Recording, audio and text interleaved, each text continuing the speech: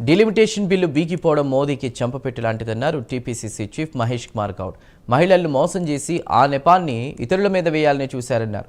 మహిళ ముసుగులో delimitation bill pass చేయాలని చూశారని, ప్రతిపక్ష పార్టీలు ఏకమై బీజేపీ కుట్రలను తిప్పికొట్టాయని, ఇది ప్రజాస్వామిక విజయమన్నారు. సపరేట్గా సోమవారం మహిళా బిల్లును పెట్టాలని అన్నారు.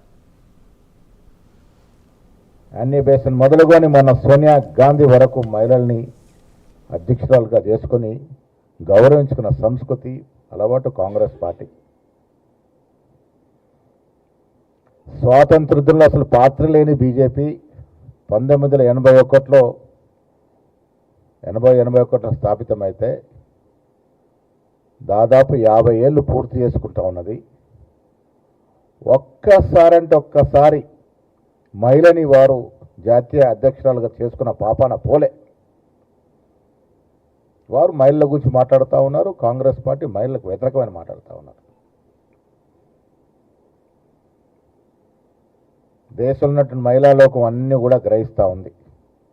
2023లో మహిళా చట్టం తెచ్చినప్పుడు సంపూర్ణంగా మద్దతునిచ్చింది కాంగ్రెస్ పార్టీ. 2004 ఎన్నికలతోనే